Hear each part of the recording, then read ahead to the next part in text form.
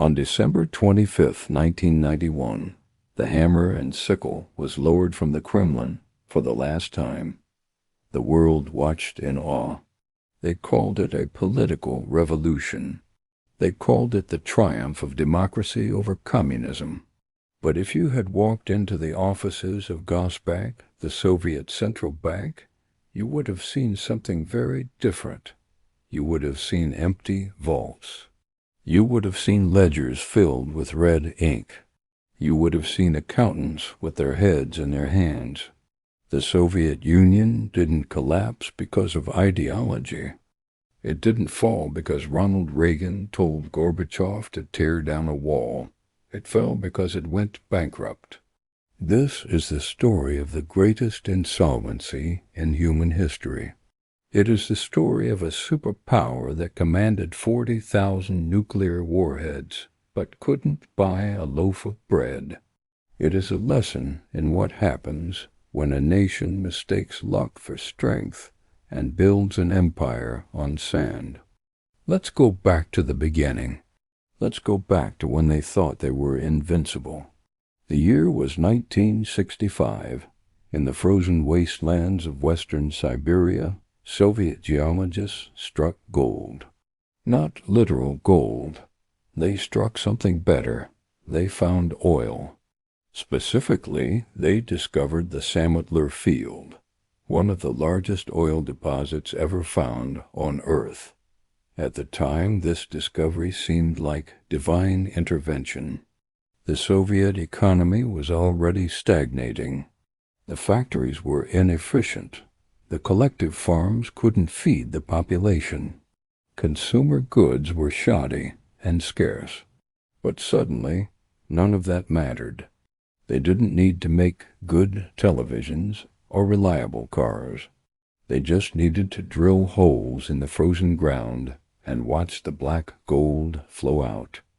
Throughout the 1970s, the global price of oil went through the roof. The OPEC oil embargo against the West set prices soaring. In 1973, oil was trading at $3 a barrel. By 1980, it had climbed to $35 a barrel. The Soviet Union became the world's largest oil producer.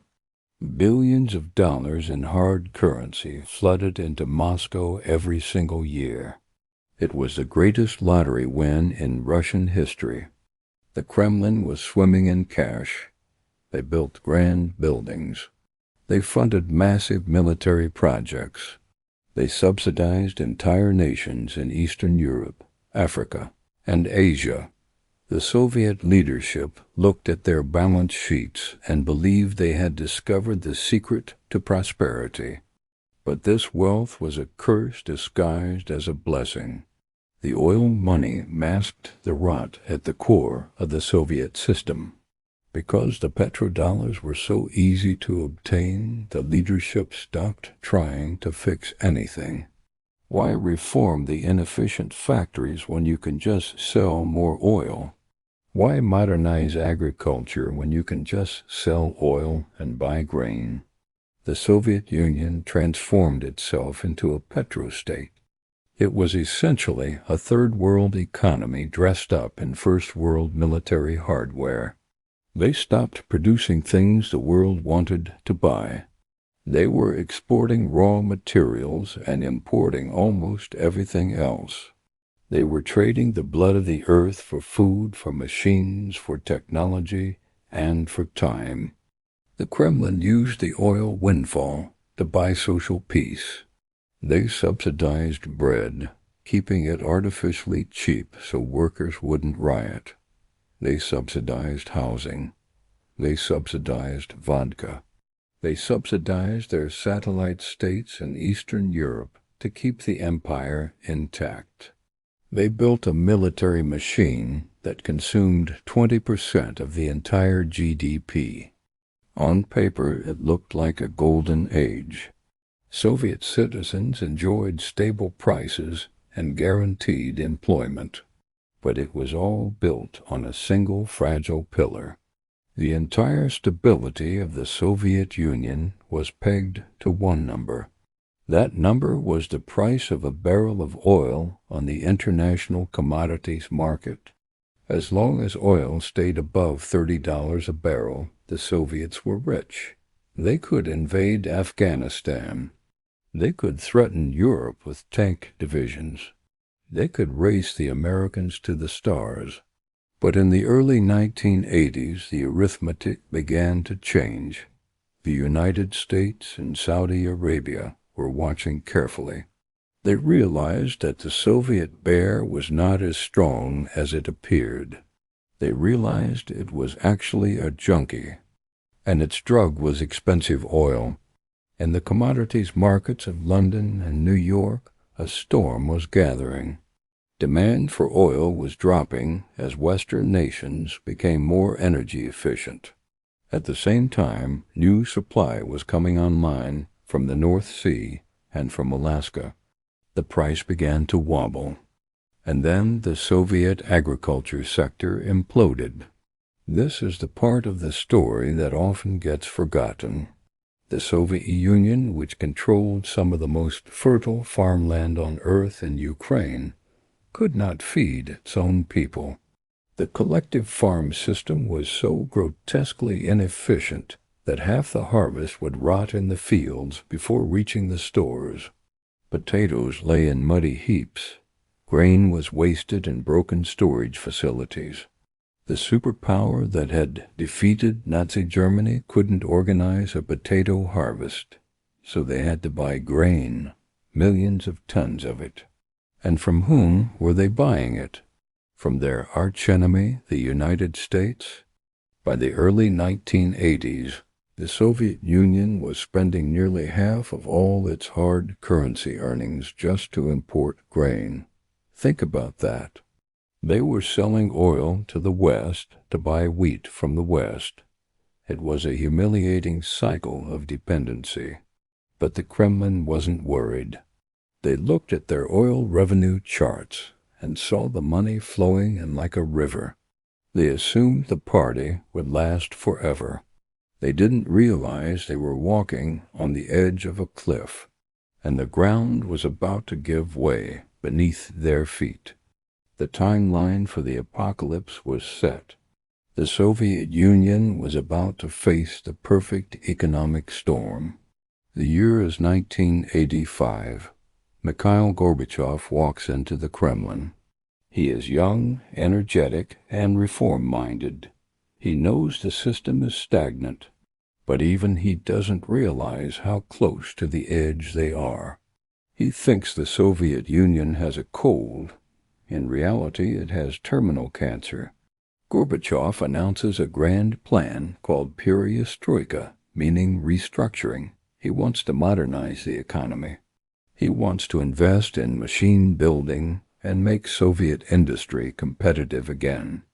To pay for this massive investment program, he needs cash. Lots of it. He looks at the national budget and assumes the oil revenue will be there to fund it. He was catastrophically wrong. On September 13, 1985, the Saudi oil minister, Ahmad Zaki Jamani, made an announcement that would change the course of history. Saudi Arabia was tired of holding back production to prop up oil prices. They were going to open the taps. They flooded the global market with cheap crude. The result was a massacre. In 1980, oil was trading at $35 a barrel. By mid-1986, it had crashed to $10 a barrel. For the Soviet Union, this was a death sentence. In the blink of an eye, the empire lost more than half of its income. Imagine if you suddenly lost half your salary overnight, but your mortgage stays the same. Your car payment stays the same. Your grocery bills stay the same. That's what happened to the Soviet budget. The entire spending plan was calculated based on expensive oil. Suddenly there was a massive black hole in the ledger. Tens of billions of dollars simply evaporated. And this happened at the worst possible moment. The Soviet Union was bogged down in a costly war In Afghanistan, they were bleeding money every single day. They were sending millions of dollars a month to prop up communist regimes in Cuba, in Vietnam, in Angola, in Ethiopia. They were trying to maintain a nuclear parity with America's Strategic Defense Initiative, the so-called Star Wars program, and they still had to buy the grain. The grain ships kept arriving at the port of Odessa every week. The captains demanded payment in hard currency, dollars or gold, not rubles. The ruble was a soft currency. It was worthless outside the Soviet bloc. You couldn't use rubles to buy American wheat or German machinery. You needed real money. So Gorbachev faced an impossible choice. He could cut military spending, which would enrage the generals and the military-industrial complex. He could cut food subsidies, which would enrage the people and risk riots, or he could borrow. He chose to borrow. The Soviet Union began taking out massive loans from Western banks, German banks, French banks, British banks. They were happy to lend. After all, this was a nuclear superpower. A superpower doesn't go bankrupt, right? The Soviets had always had a perfect credit rating. They had massive gold reserves rumored to be thousands of tons. They seemed like the safest bet in the world. So the loans flowed in, billions upon billions of dollars. But this wasn't investment capital. This wasn't money being used to build factories that would generate future profit. This was survival money. The Soviets were borrowing billions just to buy food and consumer goods. They were borrowing just to keep the shelves from looking completely empty. It was a credit card spiral. They were borrowing to eat. And to make matters catastrophically worse, Gorbachev made a domestic policy mistake that accelerated the collapse. He launched an anti-alcohol campaign. He saw that vodka was destroying the health and productivity of Soviet workers. So he restricted vodka sales. He destroyed vineyards. He shut down distilleries. Morally, it seemed like the right thing to do. Economically, it was suicide. The tax on vodka was one of the largest sources of revenue for the Soviet state, second only to oil. By restricting vodka sales, Gorbachev wiped out another enormous chunk of the budget, and the people didn't stop drinking. They just started brewing moonshine at home in bathtubs and basements. So the state got zero revenue. The sugar disappeared from the stores because people were buying it all to ferment into homemade alcohol. The anti-alcohol campaign cost the state roughly 100 billion rubles in lost revenue over 5 years. By 1988, the budget deficit was spiraling completely out of control. The government started doing the one thing you should never do when you're in a fiscal crisis. They turned on the printing presses. They printed rubles to pay workers' wages and to cover the deficit. But because there were no goods in the shops to buy, the money just piled up in people's pockets.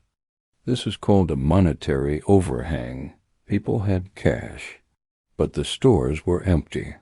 The shortage economy kicked into overdrive. People would stand in line for 4 hours just to buy a loaf of bread. If they saw a queue forming, they would join it without even asking what was being sold. It might be shoes. It might be sausages. It might be soap. You grabbed whatever you could, because tomorrow it would be gone. The social contract was breaking down. The Soviet people had tolerated the lack of political freedom because the state provided stability in exchange. They had cheap rent. They had guaranteed employment. They had subsidized food. Now the stability was gone. The shelves were bare.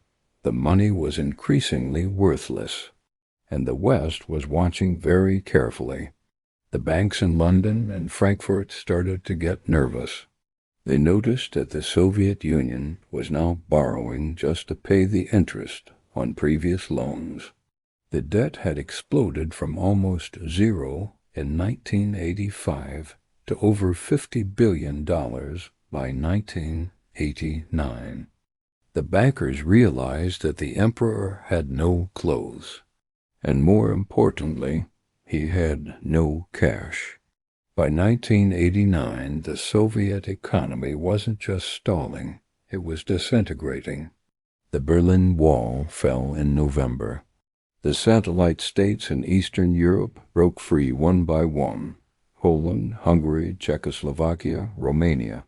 To the world, this looked like a political liberation, a triumph of freedom over tyranny. But to the accountants sitting in Moscow, it was a financial catastrophe. For decades, the Soviet Union had forced Eastern Europe to trade within a closed loop called Comecon: Soviet oil for Czech machinery, Soviet gas for Polish coal. Now those countries demanded to be paid in dollars for their goods. They wanted real money. The entire trading bloc collapsed overnight. Inside the Kremlin, panic set in. The gold reserves were vanishing. In the mid-1980s, the Soviets had well over 2,000 tons of gold bars sitting in underground vaults. By 1990, they were secretly flying gold to London and Zurich. They were selling it in a panic just to pay for the next shipment of wheat. They sold so much gold so quickly that they actually depressed the global gold price. They got even less value for their desperation. Then came the War of Laws. This was the final internal blow. The Soviet republics, Russia, Ukraine, the Baltic states, started to withhold tax revenue from the central government in Moscow. Boris Yeltsin, the leader of the Russian Soviet Republic, told his tax collectors to keep the money in Russia. Don't send it to Gorbachev. The central Soviet budget evaporated. Mikhail Gorbachev was still the president of a superpower on paper, but he had no income. He commanded the nuclear missiles, but he couldn't pay the soldiers who guarded them. He couldn't pay the scientists who maintained them. In 1990, the unthinkable happened. The Soviet Union started defaulting on commercial payments. Ships full of frozen meat and butter anchored off the coast of Leningrad and refused to dock. The captains radioed that they wouldn't unload the cargo until the checks cleared, but the checks were bouncing. The Soviet government had to beg.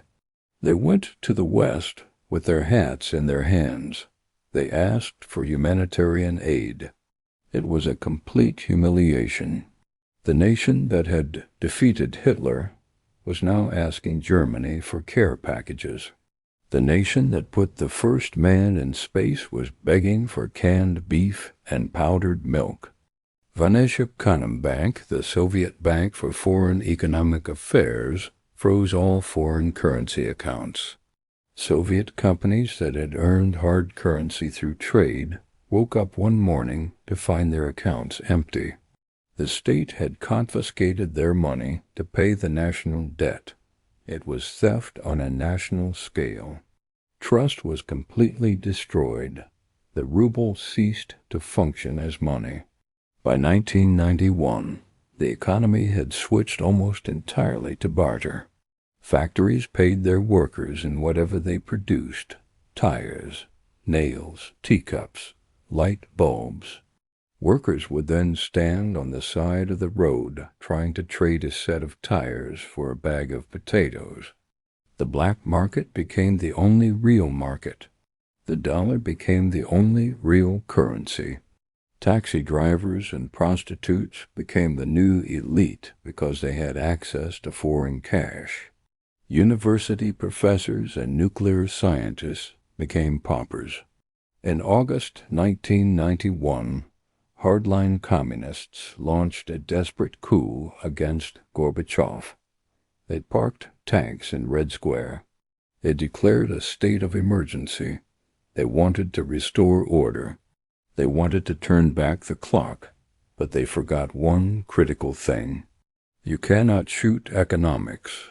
The coup leaders didn't have a plan to fix the debt. They didn't have a plan to put food on the shelves.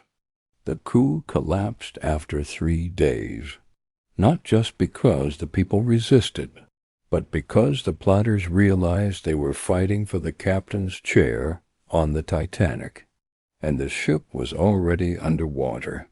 When Gorbachev returned to power after the coup, he was a ghost.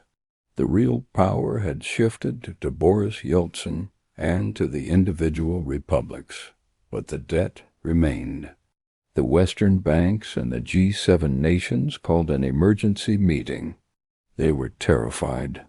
The Soviet Union owed nearly $70 billion. If the country broke apart, who would pay the debt? Would Russia pay? Would Ukraine pay? Would Kazakhstan pay? They demanded a joint and several responsibility agreement.